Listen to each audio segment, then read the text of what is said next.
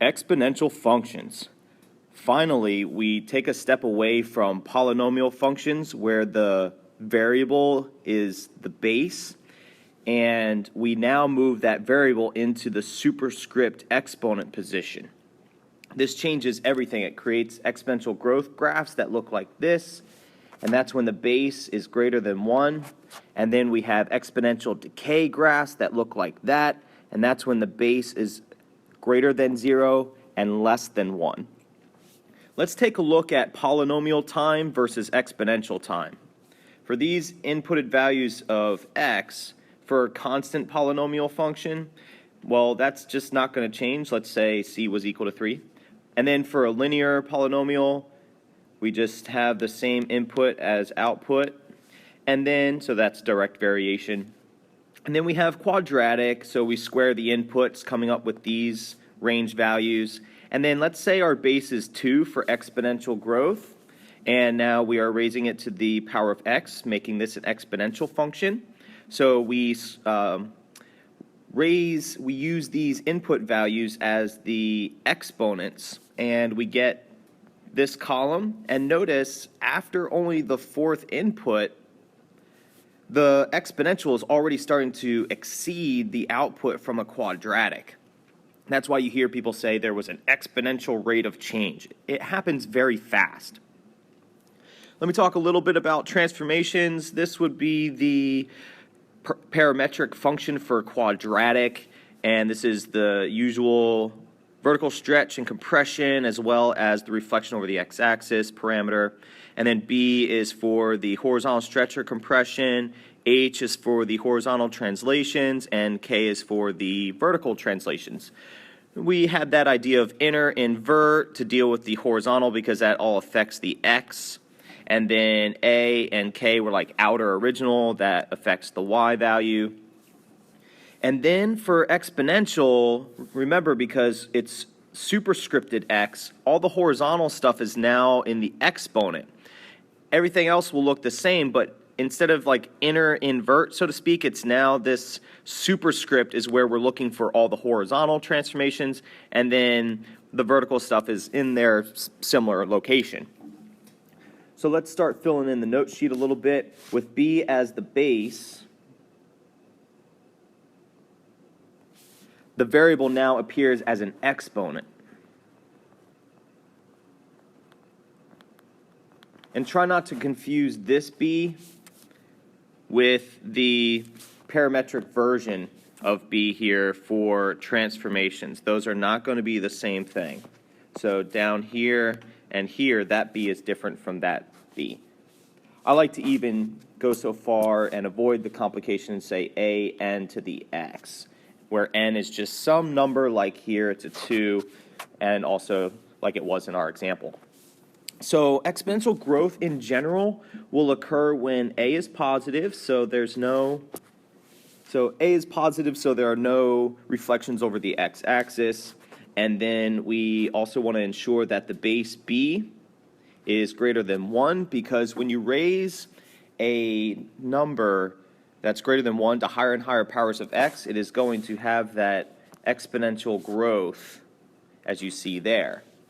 And then for exponential decay, that is when still a is positive, we don't want any reflections over the x-axis.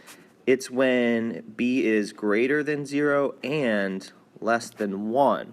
Because if you raise fractional bases to higher and higher powers of x, it'll actually get smaller and smaller. And let's consider, because 1/2 to the first power is 1/2, 1/2 to the second power is 1/4, 1/2 to the third power is 1/8, and so forth. Now let's continue that idea where I was raising this to higher and higher powers, and I got to 1/2 to the third power. How about 1/2 to the fourth power is going to be 1/16, and then 1/2 to the fifth power is 1/32, and 1/2 to the sixth power is 1/64. So these values are approaching 0, never quite getting there except at infinity, and that's creating what's called an asymptote. So the x-axis with the parent graph of an exponential growth or decay is going to be this horizontal asymptote, which I'll abbreviate as HA, and that will be the equation y equals 0. Note that the line is dashed because it's not like a physical component of the graph, but it is certainly a characteristic of it because the graph is approaching that value.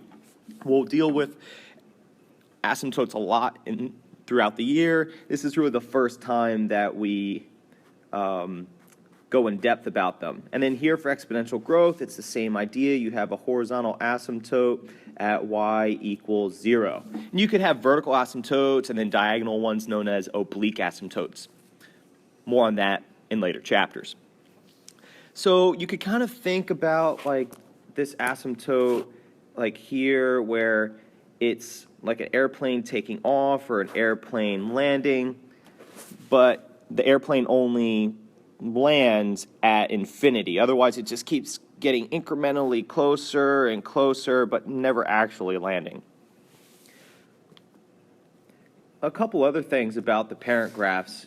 The Y-intercept is going to be that point that we always need to keep track of when we're transforming, and it's always going to occur when x is 0 because that puts you on the y-axis, and when the y-coordinate will be the a value.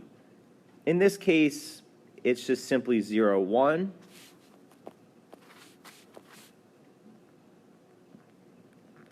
And similar for exponential decay. But in general, let's talk about this. If you have, let's say, I'm going to go in the lower right-hand corner.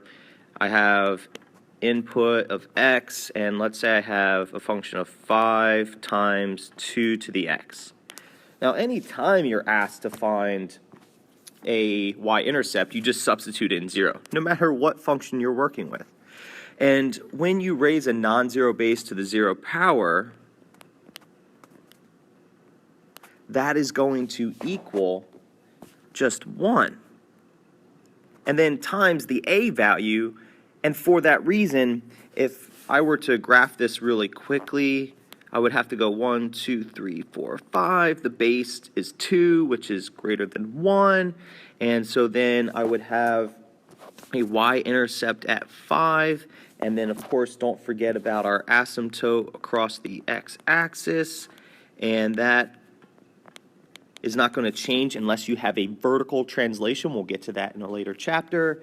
And then because it's growth, then I have the airplane take off instead of landing. And make sure you do a better job of going through that y-intercept of 5. And that would be a quick sketch, and we'll get to those in a little bit. So based on the above graphs, I want to start filling in this information here. The x-axis acts as an asymptote. So this is how you spell that, asymptote. Make sure to spell that correctly. That's a line that a function approaches but never intersects for large values except at infinity. Now, we'll encounter graphs later in the year where at local values, at smaller values, you might have this effect like if you take a buoyant object and drop it in water, it might submerge at first and then fling back up into the air and then re-enter the water until it kind of finds its equilibrium point. The asymptote is the surface of the water. For the parent function y equaling a b to the x, y equaling 0 is the horizontal asymptote.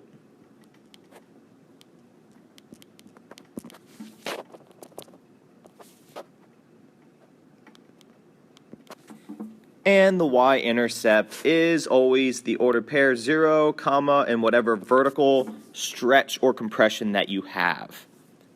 Because it's just going to be 1 times whatever that a value is. So looking at the first couple examples, telling whether the function shows growth or decay, and then we'll graph. So you want to start off by saying, okay, a is equal to 10, and then the base b is equal to 3/4, and therefore, because a is positive and b is between 0 and 1, we have exponential decay. So that's the first part. And now to graph that, we want to understand, okay, the y-intercept is always going to equal, for these parent graphs, the a value. So it's going to be 0, comma a, where a is equal to 10. And then the horizontal asymptote, don't forget that, will always be at y equaling 0 unless you have a vertical translation that moves that up or down. So going into the graph, we have the following. So notice in this graph, I've clearly labeled what the y-intercept is, that point we must always transform. And I also have, as part of the graph, where the horizontal asymptote is. And because I know this is decay, I could triangulate with those three pieces of information where the graph should kind of scoop through. Let's do the same for the next example. As you can see here, this time the airplane takes off from the asymptote instead of landing like it did for decay in the previous example.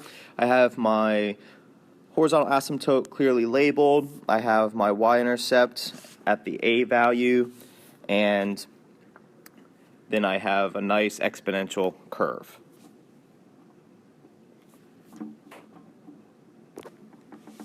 To apply what we're learning, we could model growth and decay by a constant % increase or decrease.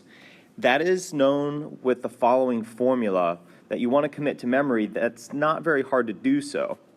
It's going to look very familiar to the parent graph of exponential, where here the base is going to be composed of, first of all, 1 for 100%, and then we're either going to, let's say, have a decrease of 25% per quarter, something like that, and t for time instead of just n for the exponent or x. We may increase by 25% per quarter. So it's a very simple formula that you want to commit to memory. To expand on it, you have in purple, a of t is the final amount. And always keep that in mind, because if I asked you to figure out how long it took to double something, well, then this would be the final amount doubled compared to this initial amount here, lowercase a. And I explained the 1 already and the r, and it's positive or negative, plus or minus, not just one at a time. And then the exponent of t is the number of time periods. So if it's quarterly, that's 4 times per year. If it's annually, that's 1 time per year. So let's say if it's 4 times per year and it's been 2 years, I would put an 8 up here. If it was just once per year over 5 years, I would put a 5 up there.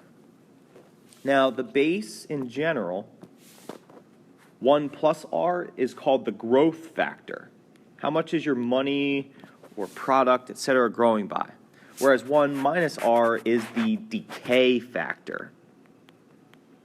Which makes sense, because if we're adding a positive real number r, then we are going to create a base that is greater than 1, so that's growth. And if we're subtracting, that's going to create a base between 0 and 1, so that's going to create decay. A couple notes about percentages. When a function increases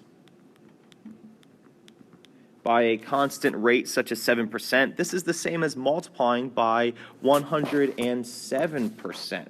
Think about that for a second. If I want to increase all my product line by, say, 10%, well, I could either just find 10% of all the current prices and then add that back on to find the new amount, or be clever and say, okay, well, it's maintaining its original value, 100%, and then I'm tacking on to it 10%, so I might as well add the percentages, then convert them to decimals and multiply by 1.1. That's what's happening here. That's why this formula is getting straight to the point. And then we also have when a function decreases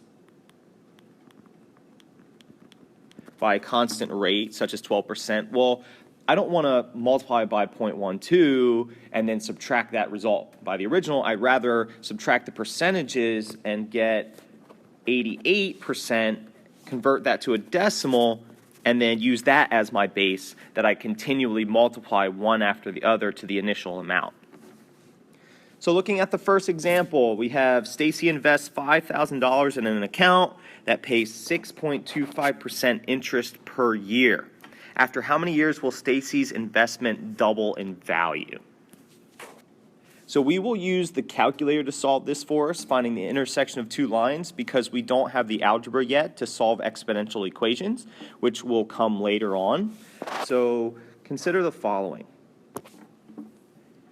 In the calculator, I use the percent increase formula, so the plus sign here, and convert the decimal by moving the percentage to a decimal by moving the decimal 2 places to the left, because that would be the same as dividing out 100, or 2 copies of 10, and because that's what percent means, per 100. So then be very careful. This is a common mistake. When you have decimals in your percentage, students will often probably put the decimal here incorrectly, but it's 2 to the left, so that's what it looks like. And you could just put it like that into the calculator, or you could have 1.0625. And here's my initial amount, the lowercase a up here from the formula. And then I'm using x because that's the independent variable defined in the calculator right now. And doubling. How long does it take to double? So that's an output, or y2 value of 10,000. Because we're starting with the initial value of 5,000. So I want to see these two graphs, two curves on the graph, and so my x-min, I'm just going to put -1, so I have a little bit of quadrants 2 and 3 for perspective. I'm totally guessing at x-max. I'm hoping within 20 years her account money will double. And then I definitely know what the y-min and y-max should be. So I'm starting at 5,000. And this is exponential growth, so I know I won't ever get below 4,900, and I know that I want to go up to 10,000, so I went a little above that, just again to have some perspective. And then what you need to do is find the intersection, so then that's going to be done on the calculator with the following commands. You hit second trace for calc, 5 for intersect, and then hit enter 3 times. Each time, so the first enter is to select the first curve, the second enter is to select the second curve. You should probably only have these 2 equations in your calculator, so you're going to bounce between just those 2, and then you hit enter to guess where the intersection is.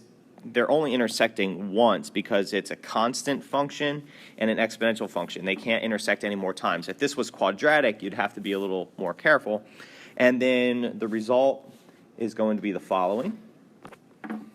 The x-intercept is intersection value is 11.4, and no surprise that the y value is 10,000. We knew that was going to be the case.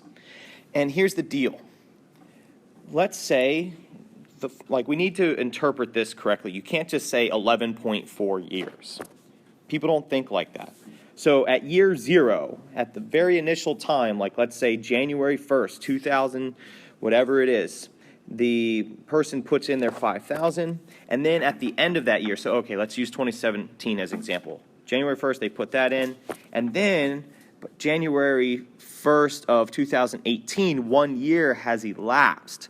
So over that time, you'll have one increment or iteration of this increase of 1.0625. And so finally, when we get to something like this, 11 full years of this increase has happened, and then 0.4 is what, like, into the next year is what was needed. So we will say in the 12th year, Stacy's money will have doubled. In the next real-world application, we have a city population. Those are often modeled using exponential functions. It was initially at 15,500 people. It's been dropping 3% per year. So that's going to be the percent decrease formula, so we'll subtract. And then we'll write our function and graph it on the calculator and use that to predict when the population will drop below 8,000. So our percent decrease function, I put into y1 as the initial amount, 15,500. The percent decrease, so it's 1 minus 3% as a decimal, 0.03. Move that over 2 times. And then to the exponent, and then y2 is the target value. So when will it drop below 8,000? So I put these two on the graph, adjusting my window accordingly, and then I find the intersection of these two curves. The x value is that they share is 21.7 approximately. So what that means is in the 22nd year, the population will drop below 8,000.